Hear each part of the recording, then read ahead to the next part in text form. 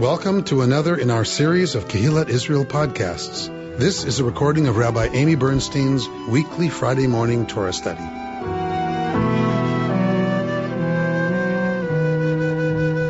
We're in Parshat Shemini. We are in Leviticus. We are in the laws and rules regarding what is permitted to eat, what is forbidden to eat.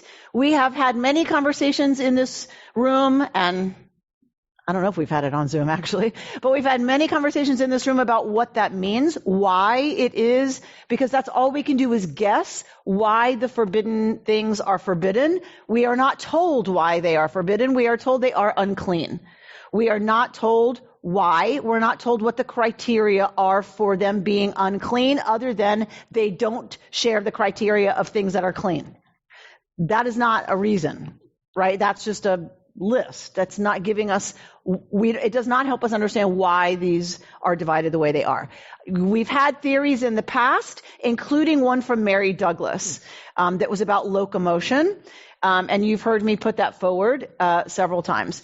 And we looked at Kamiankowski, who quoted David, what's his name?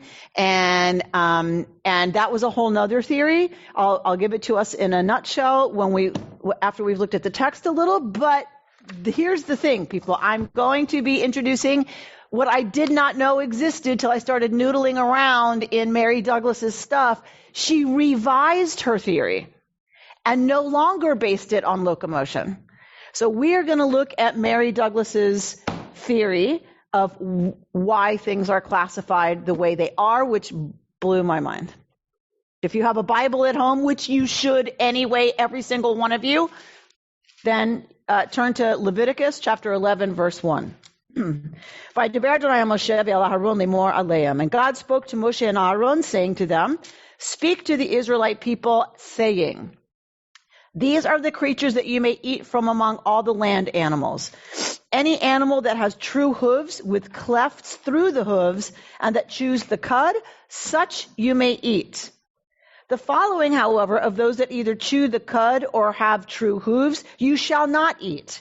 The camel, although it chews the cud, it has no true hooves, it is impure for you. The daemon, although it chews the cud, it has no true hooves, it is impure for you. The hare, although it chews the cud, it has no true hooves, it is impure for you. And the swine, although it has true hooves, with the hooves cleft through, it does not chew the cud, it is impure for you." Where'd Bert go? "You shall not eat of their flesh, nor touch their carcasses, they are impure for you. These you may eat of all that live in water. Anything in water, whether in the seas or in the streams that has fins and scales, these you may eat. But anything in the seas or in the streams that has no fins and scales, among all the swarming things of the water and among all other living creatures that are in the water, they are" what? "An abomination for you. And an abomination for you they shall remain. You shall not eat of their flesh, and you shall abominate their carcasses. Everything in water that has no fins and scales shall be an abomination for you. The following you shall abominate among the birds. They shall not be eaten, they are an abomination. The eagle, the vulture, and the black vulture, the kite, falcons of every variety, all varieties of raven, the ostrich, the nighthawk, the seagull, hawks of every variety, the little owl, the cormorant, and the great owl, the white owl, the pelican, and the bustard, the stork, herons of every variety, the hoopoe, and the bat. All winged swarming things that walk on fours shall be an abomination for you. But these you may eat, thank God, among all the winged swarming things." Thank you, Rachel Feldman. We're at verse 21. "But these you may eat among all the winged swarming things that walk on all fours, all that have above their feet jointed legs to leap with on the ground. Of these you may eat the following: locusts, yay, of every variety, all varieties of bald locust, crickets of every variety, and all varieties of grasshopper. But all other winged swarming things that have 4 legs shall be an abomination for you. And the following shall make you impure." All right, so we got abomination. That's one category. Also, you will be, if you touch these things, tameh, you will be impure. Whoever carries the carcasses of them, they shall wash their clothes and be impure until evening. So it's not a very serious case of tum'ah. Every animal that has true hooves, but without clefts through the hooves, or that does not chew the cud, they are impure for you. This is different from abomination, because this is about touching, not about eating. Whoever touches them shall be impure. And also all animals that walk on paws among those that walk on fours are impure for you. Whoever touches their carcasses shall be impure until evening. And anyone who carries their carcasses shall wash those clothes and remain impure until evening. They are impure for you. The following shall be impure for you from among the things that swarm on the earth: the mole, the mouse, the great lizards of every variety, the gecko, the land crocodile, the lizard, the sand lizard, and the chameleon. Those are for you the impure among all the swarming things. Whoever touches them when they are dead shall be impure until evening. And anything on which any one of them falls when dead shall be impure, be it any article of wood or a cloth or a sack or a skin. Any such article that can be put to use shall be dipped in water, and it shall remain impure until evening. Then it is pure. So this goes on and on and on and on and on, right, to talk about impurity and how to fix it when either you get impure from it or something else gets impure from it. Verse 41, all the things that swarm upon the earth are an abomination. They shall not be eaten. You shall not eat among all things that swarm upon the earth, anything that crawls on its belly, or anything that walks on fours, or anything that has many legs, for they are an abomination. You shall not draw abomination upon yourselves through anything that swarms. You shall not make yourself impure therewith, and thus become impure. For here, this is important. For I, Yud He Vav He, am your God. You shall sanctify yourselves and be holy, for I am holy. This is not in here by accident. It's not an aside. This is the point of all of these laws.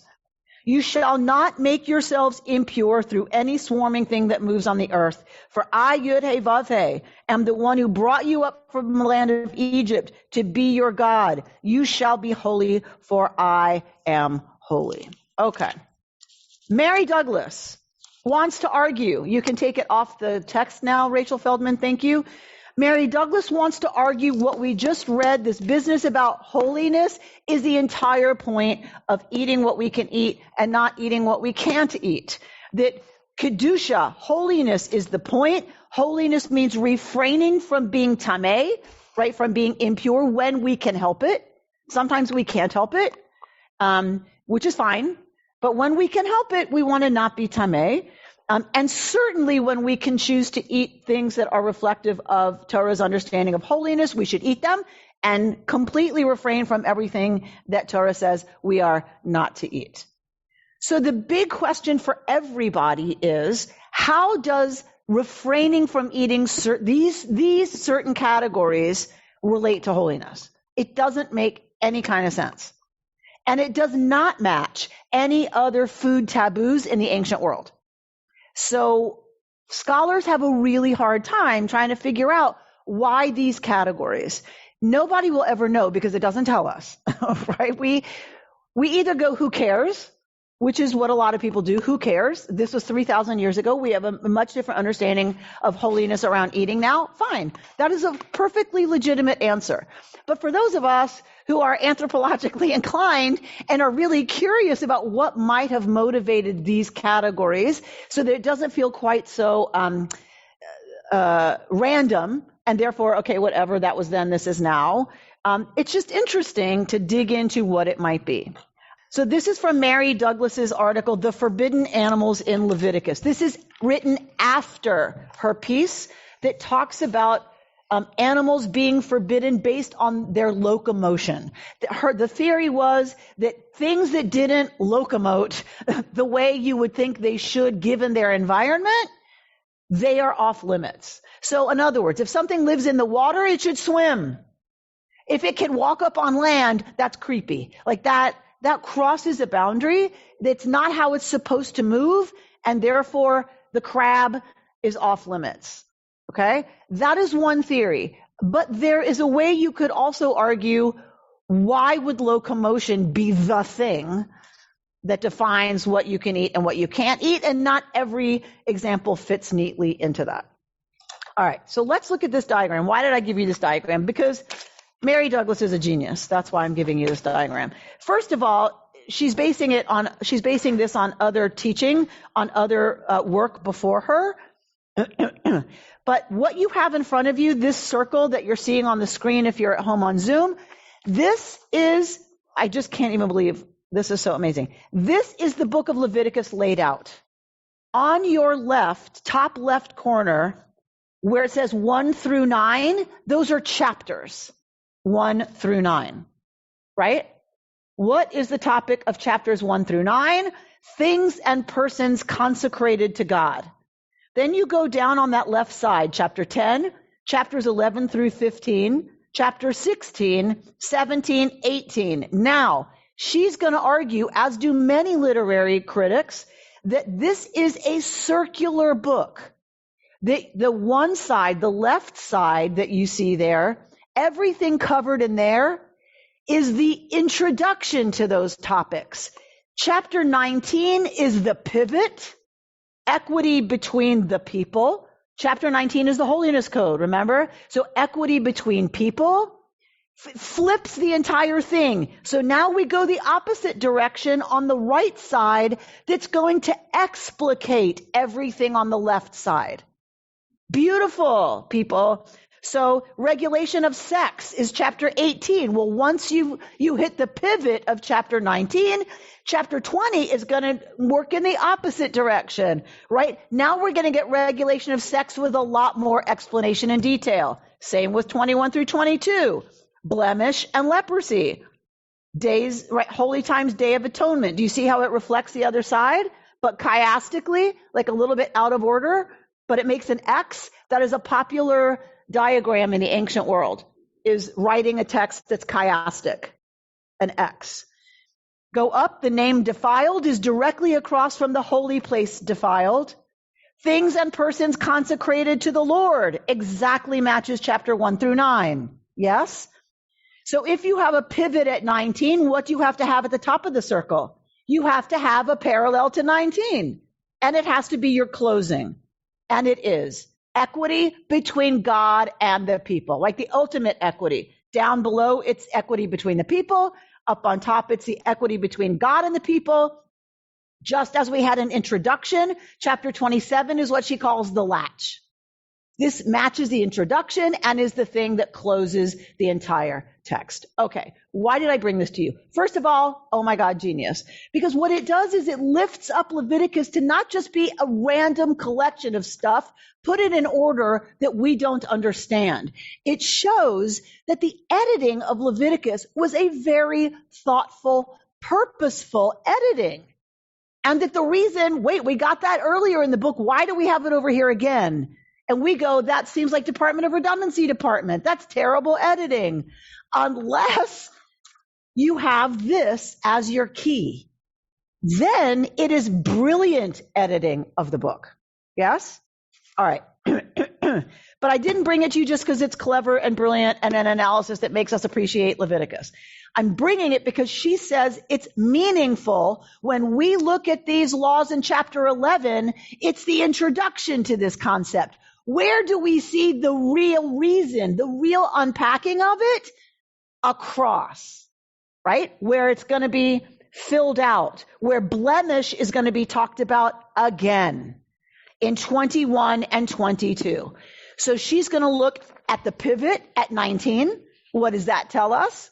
That then is going to inform chapters 21 and 22, which are the real outcome, if you will, of chapter 11. Is this making any sense? Okay, good. Because it took my brain a little while to kind of get what all that meant. But I'm going to walk you through it. Because chapter 11 is where we are.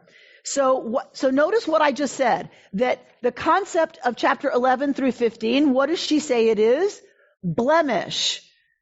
And that a blemish on the skin is leprosy, or on your house, or on whatever. So what does blemish have to do with kashrut?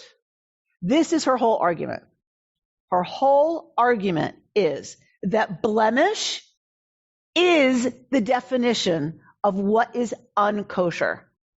How does a creature walking in the water, how is that a blemish? Okay, look at page 20. So let's look at the top. Let's look at, this is from 24 in Leviticus, chapter 24. When a man causes disfigurement in his neighbor, this is the law of talion. We've studied this a lot. As he has done, it shall be done to him. Fracture for fracture, eye for eye, tooth for tooth. As he has disfigured a person, so shall he be disfigured. How does the King James Version translate that exact same pasuk? If a man causes a blemish in his neighbor, so shall it be done for him. Breach for breach, eye for eye, tooth for tooth.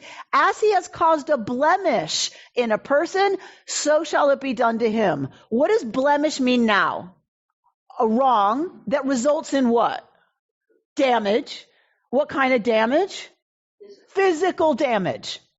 So it doesn't have to be congenital. The way we think of sacrificial animals not being allowed to have a blemish, according to this part of Leviticus, if we take seriously this word blemish, then it's saying any kind of damage that physically is done, the resulting damaged thing is blemished. Okay? So let's just hold that. So causing a blemish to a neighbor is doing damage according to elementary principles of justice. So it's not saying, if my right hand is broken because you sat on it on purpose, that's just inherently a bad thing. That's not what Leviticus is saying. That's not why there's a punishment for you sitting on my hand on purpose. Why is there a punishment? Because you've ruined my hand, and that is an injustice. That's why Torah cares about it. Because it's unjust. Okay? So now we're bringing in the concept of justice. That's why talion is here. If you damage somebody, you have caused them an injustice. They are now the sufferers of an injustice. That is not holiness. That is antithetical to holiness, injustice. No. Intent is absolutely critical. In this case, in the law of talion, the intent, if it's intended, it's a more severe punishment. Okay. But I'm still responsible for damage done to somebody by my ox that gores you because we knew the ox has gored before. You know what I mean? Right? Okay. But I want us to remember this concept of injustice. This is critical to Mary Douglas's theory. Blemish related to injustice. All right. Blah, blah, blah, blah, blah, blah, blah, blah, blah, blah, blah, blah, blah. Justice and righteousness, right? So the statements on blemish, we're halfway down that first paragraph, connect it with inequitable dealings. Okay? It would now appear, she says, that the forbidden species which are not covered by the law against eating blood either have something lacking, like joints, legs, fins, or scales, or something superfluous, like a burden on their backs, and that their disfigurement has something to do with injustice. All right, that was a big leap, I know, because I skipped over like 10 pages, because we don't have all day. All right, so what did she just say that I skipped over? One, we are forbidden to what? We are forbidden to eat in an animal. We're forbidden to eat blood. So the argument goes that it's obvious to lots of folks that the animals that are permitted for us to eat, ones that chew their cud and have a split hoof, none of those animals ever eats blood. Ever. So that is a protection against a secondary consumption of blood. If I eat an animal that eats blood, I'm eating an animal with another animal's blood in it. And so there's an argument that says, therefore, they are eliminated. You cannot eat them. Bert Kleinman's going to remind us that the rabbis want to say it's because that's a yucky thing to kill stuff. So you don't want to eat things that are yucky because you don't want to ingest yuckiness. All right. I'm not going to say that is irrelevant to the biblical categorization. It is one step removed from how the Bible understands it as direct. You can't eat blood. If you eat something that ate another animal's blood, you're eating blood. It's very immediate. The rabbis take it to you don't want to be like animals that kill other, right? So it's about characteristics and traits, whereas in the Bible, it's literal. You don't eat blood, so you don't eat things that ate blood. Okay? And I'm not saying it's not for a similar reason, right? But she's going to tie it to injustice. Okay. So one is blood. What did we just say? The other thing that we're not allowed to eat? Anything that has too much or too little. Things that have too many feet, or they crawl so they don't have enough feet. They have something on their back that they have to drag around all the time. That's a burden for an animal. It also may protect the animal, but it serves as a burden to the animal. So she's going to argue that anything that has too much or too little in the animal world is why they are eliminated for us. Either it's about blood, including birds, right? So this is about land animals and about birds, because the argument is birds that eat other birds are off limits because of the blood thing. All right. And things that have too much or too little. All right. So let's go on. Let's go to 21. And go to the bottom, almost the bottom of the page, the paragraph that starts 2 conditions. 2 conditions stand for the results of injustice. So what does injustice result in? 2 conditions, she's saying. To be despoiled, that is to be victim of theft or fraud, and to be oppressed, that is to carry a heavy load. The unfair loss on the one hand, the unfair burden on the other, these are the conditions of poverty. So when you think about people who are poor, what are they suffering? They are suffering either what they're lacking or that their burden is too heavy to bear. They're working 3 jobs, trying to raise kids, right? That's too heavy a burden. And they also lack things that make it unjust, their living situation. Think of beggars in any city crowding the steps of public buildings, staggering on crutches, or crawling with maimed feet, hands clutching their scavenging bags, and we can recognize the prophet's description of the poor and oppressed. So she's going to the words of the prophet. You can read the whole article to see where she ties that in. She's saying the prophets of Israel and these texts are all concerned with injustice. And looking at the prophets and looking at what they're yelling and screaming about, it's about the deprivation that goes with poverty and the burden that goes with poverty. In Leviticus, I love this, people. In Leviticus, the body is the cosmos. Let's repeat that. In Leviticus, the body is the cosmos. That is phenomenal.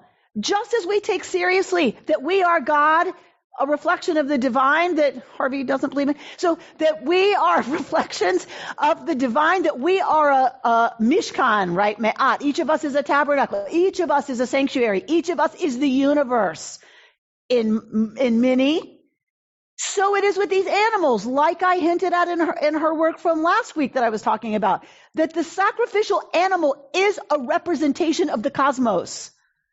The head and stuff goes first, then I'm going to ruin my suet lesson. But the suet in that middle section goes next, and it is only for God, because the outer part of the Mishkan, the inner part of the Mishkan. The inner part of the Mishkan is where human beings meet God.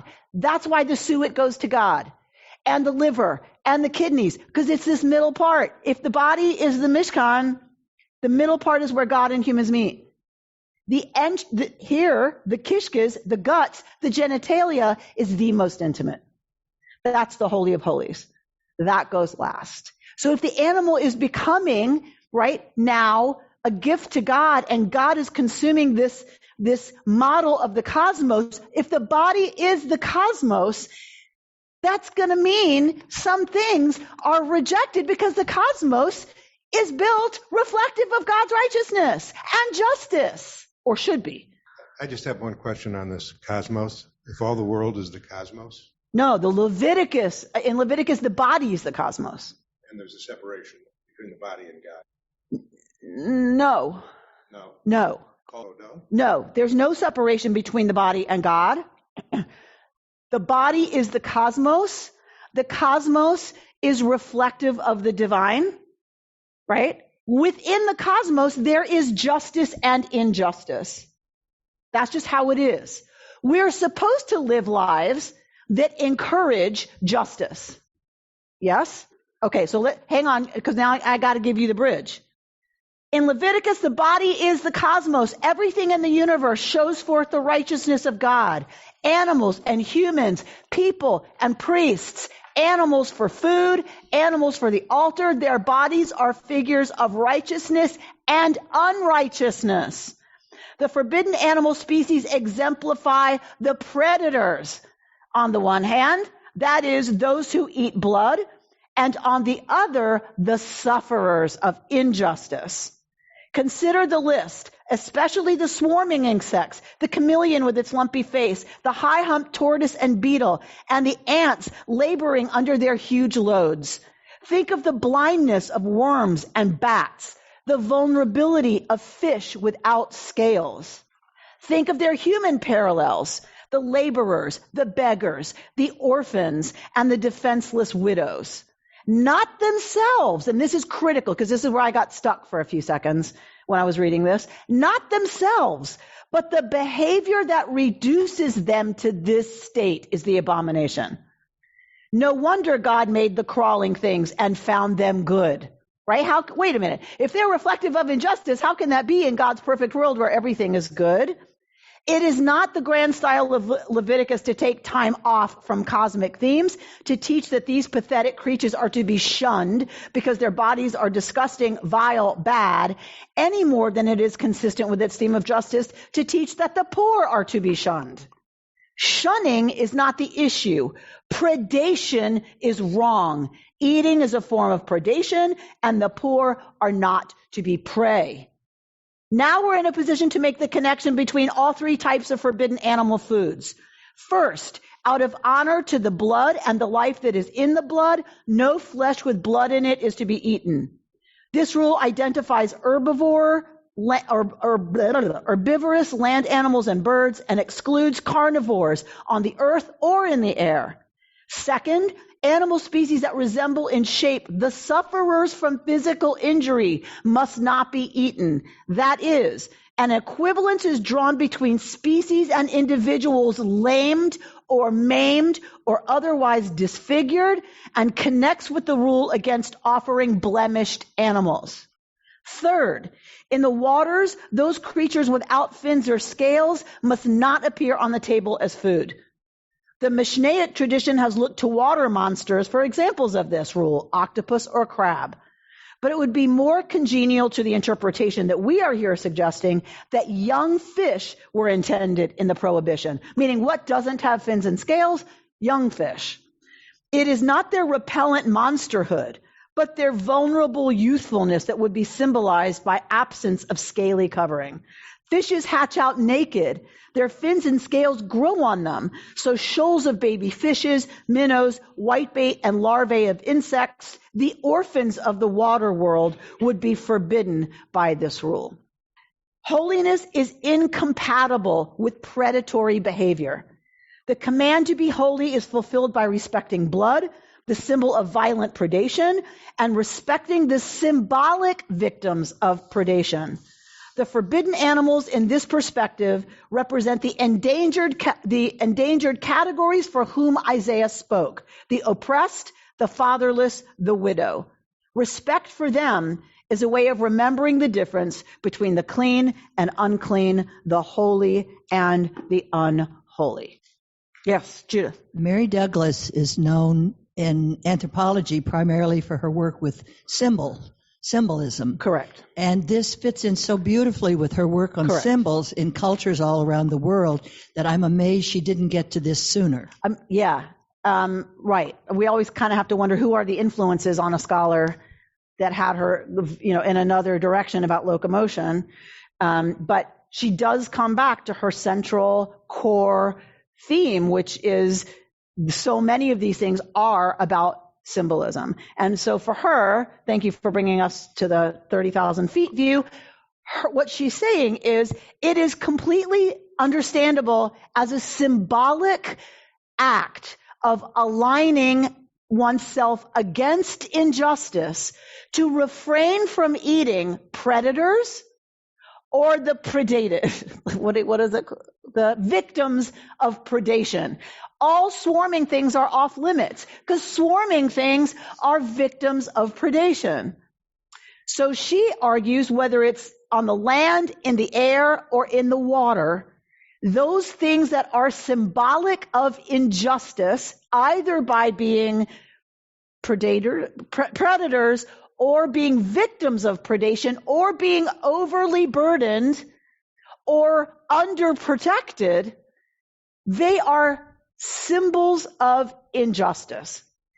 And they are forbidden because we are to align ourselves with justice, and lining ourselves up with justice, both in how we behave and how we eat and in every other way, is how we live lives of holiness.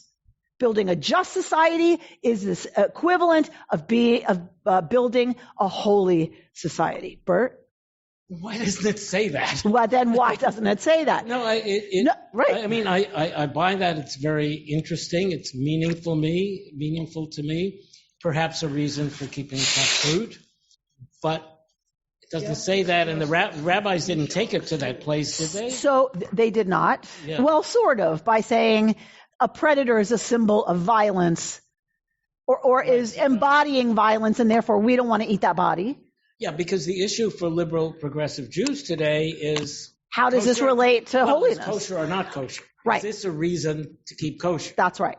So to your first question, why didn't it say that?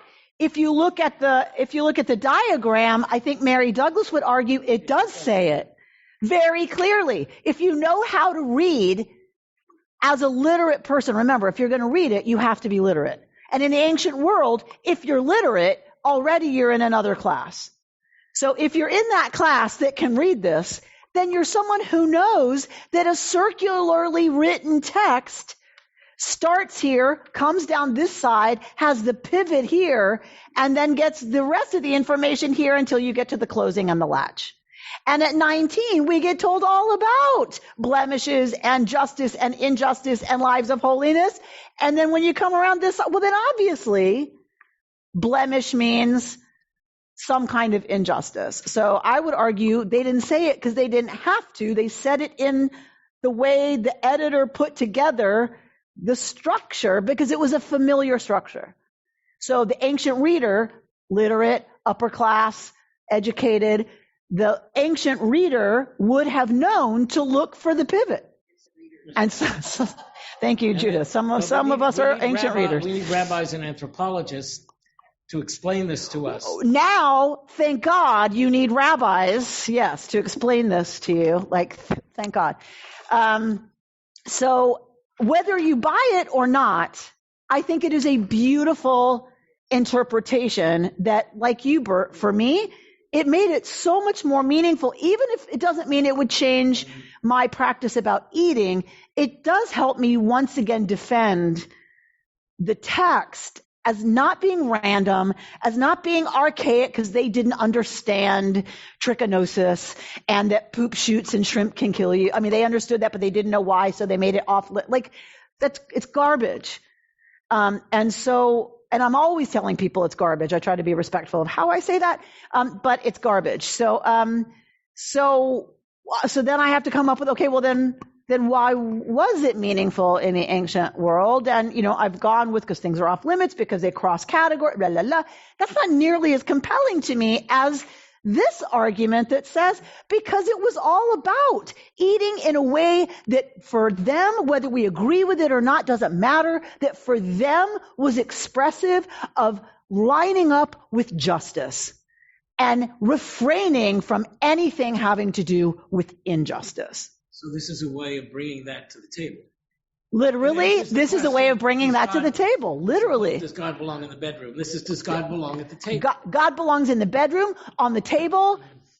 I'm not even, okay, that was an interesting image in my head. But okay, so in the bedroom separately, on the table, in business, in conversation, in raising children, God belongs everywhere. So when you look at a menu, I spent some time looking, everything is pork.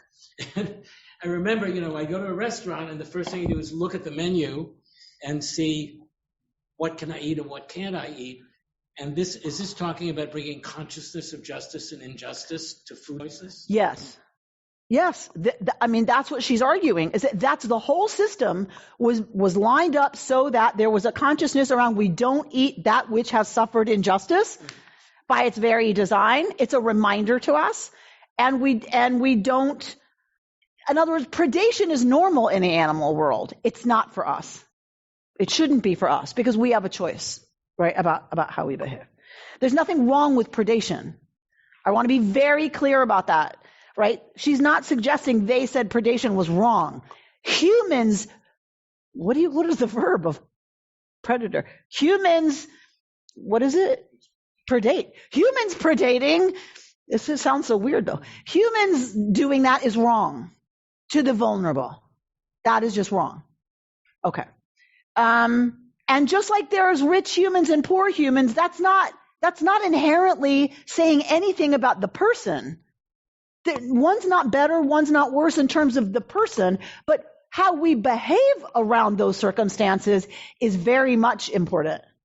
Yeah? Dana, what are you chewing on?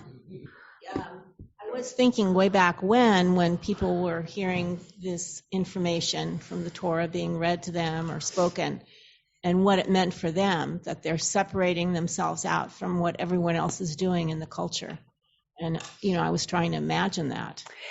And she does remind us, Douglas, that, or no, maybe it was Kem Yankowski. It was Kem Yankowski who reminds us that pork was a staple of the Canaanite diet. It was a staple. So it was definitely, she would argue, separating us out right from anybody in the neighborhood who would have had bacon every morning, right, and a pork chop at night. And that this very much separated the Israelites out, right? That they were distinctive. They were distinct that way. And that's one of the values as well. If you don't want them to backslide and you don't want them to become Baal worshipers or Asherah worshipers again, remember, most of early Israelites were converted Canaanites. If you don't want them backsliding, then you'd better keep them from hanging out with the neighbors who are going to have a festival to Asherah next weekend. Can y'all come? The answer is if we can't eat anything there, why would we go? Why do you think we serve things to y'all? Because if we don't serve y'all, you won't come, right? So it was the same in the ancient world. If we can't eat there, Robert Gordon's laughing. If they can't eat there, why would they go? It's not so fun, right? Because so much socializing is around food. That's why the sacrificial system in the first place is about drawing close to God, and drawing God close to you is that you eat together. That's fundamental to any human culture, terrestrial human culture. Eating is intimacy, social intimacy. I'm wondering if this whole piece, it would be like a midrash. I'm your God, I'm holy. If you start there, appropriate disagreement, then we see what's in here, and now we're creating the 20th. So I would just argue the word midrash. I would say it's not a midrash.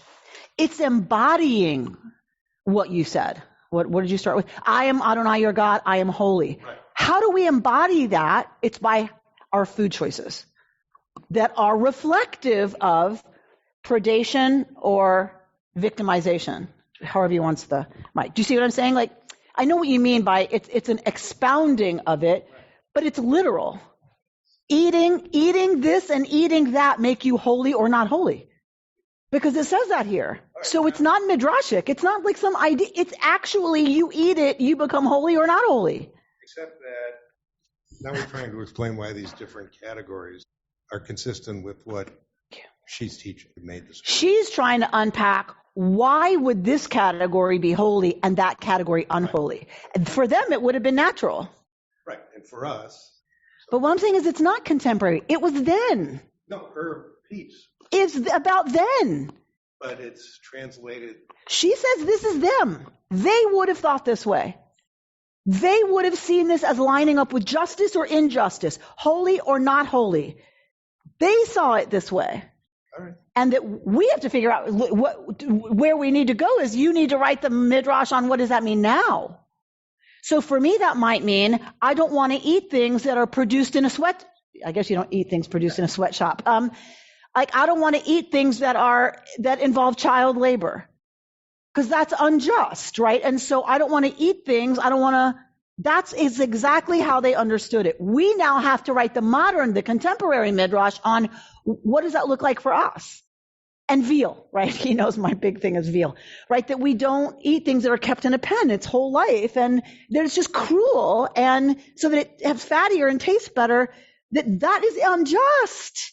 And so we say we're not going to eat that because that lines me up with injustice instead of justice, unholiness rather than holiness. Harvey? So how does pork fit into this? I mean, it doesn't carry a burden. It's not a predator. One could argue it does. If you throw human remains to a pig, it'll eat it. And locusts, which do swarm, I mean, they are the French fries of the insect world, I understand. They're kosher. They're kosher. Yes. But they swarm. No, because they can hop on the land. They hop, they don't swarm. Right. Field pool, that's right. So if they can function in a way that they can get away from a predator, do you know what that? So if they can get away from a predator, then they don't swarm. They do swarm, but it's not swarming in the sense of not really swarm. Like we're using swarm because it looks like swarm, but it can hop out of the way of a predator. Therefore, it is just. Are these rules of kashrut sort of like the first example of something that was going to be happening over and over again throughout the arc of the Jewish people? Yes. In the sense of, here's one way that you're going to be a separate people. And then you have this whole tension of, okay, we'll give you judges. We're not crazy about giving you judges, but we'll give you judges. And then what? Now you want a king? Now you want to be like everybody else? Okay, you can have kings. And all that sort of stuff where there's this almost like losing ground against this overwhelming need to be like everybody else. It's a constant tension, isn't it? Right? We want to be different from everybody else, and yet we have all these ways that we want to preserve a uniqueness that keeps us separate, not separate just because separate is better, but separate from the values that we don't support in the society. Does that make sense? Right? Yeah, you want a king because you want to be like everybody else. Okay, God says, I'll concede that, but you have to remain separate from everybody else in that your king will be subject to this. And nobody else's king was subject to this. Everyone else's king wrote this and said, oh, this is me and God. We're giving you all this. And Israelites said, no, your king is subject to this, as is everybody else, and can't have a bunch of horses and can't have a bunch of wives. And then that has to remain distinct because those values are distinct from the values of the people who are screaming for a king. Yes. And as Dana suggests, in today's world, anti-Semitism does that separating for us in many cases. In some ways. Yes. So are there people on screen who want to say something? Margot, unmute, and then whoever else was going to talk. Margot? Yes. I was just thinking, and this whole subject makes me really think about it. It was many years ago, which many of you wouldn't even remember, when we were rebuilding the synagogue, we struggled over whether or not we should have a kosher kitchen. And my question is, why should we not have a kosher kitchen? But anyway, I just was thinking about this, and there was a lot of discussion going on about this, but I guess the main reason was for everybody to feel comfortable that ate in our synagogue. Right. So it's not just feeling comfortable, though. There are some people who won't eat somewhere where there's not a certain standard of kashrut. So what we would be saying by not having a kosher kitchen is we don't care to accommodate Jews who have a level of kashrut in order to eat somewhere. We're defining who we are as a community to say, we don't care about you. Do you know what I mean? About you being a full participant here, not just comfortable, a full participant, able to participate in everything we do, including eating. Yes. To not make any kashrut accommodation would be saying, we don't care that you're not able to be a full member. Too bad, so sad. You're different enough from us that we don't care. All right, David Russo, do you want to speak? Unmute. Go ahead. It's okay? Yeah. I think the idea of justice is really appealing to me because I've never understood many of the distinctions like separation. And I was sort of curious. I just posted something that said, is the only difference between the pig and the cow that the pig might eat blood. But it seems if you're looking through a justice prism, it really doesn't make much difference if the animals are treated fairly. Is there a difference between the pig and the cow? Yeah. I mean, what's, I don't get the question. Well, justice says it's something that's a victim of a predator or pernicious conduct is impure or not to be eaten. Right. Is killing the cow a victim? Is it pernicious? So we can eat steers or can eat beef? Or I'm just not sure I understand. I'm not sure I understand the confusion. So our behavior vis-a-vis animals is not of concern right now in chapter 11. How we treat animals is not the concern of chapter 11. Chapter 11 is concerned about what does the animal itself reflect? Justice or injustice? And that's what we eat, and that's what we refrain from eating. That's Douglas's argument. Amy, is it fair to eat veal? Yet today we'll look at that and say, hey, that's a victim. I mean, that's bad behavior to keep some of that. I would say if we're trying to translate for us what is justice and injustice as regards eating animals, then I would say yes, that I believe it is relevant how we behave towards the animal. But that's dealt with somewhere else in the Torah. How we treat animals is dealt with somewhere else. But it is there. You have to let the baby be with their mother for 8 days because the mother is tortured by having its young torn away from it right away. Mm-hmm. Right? You have to shoo away the mother bird before you take her eggs. You shall not see the kid in its mother's milk. There are ways we are given limits on how we treat animals in Torah. It's just not here in chapter 11. But I believe, yes, that is relevant to our conversation as liberal contemporary Jews, our understanding of justice vis-a-vis consumption of animals. I believe how they're treated is relevant, yes. You've been listening to Rabbi Amy Bernstein's Friday morning Torah study from Kehillat Israel in Pacific Palisades, California. For more information, go to our website, www.ourki.org.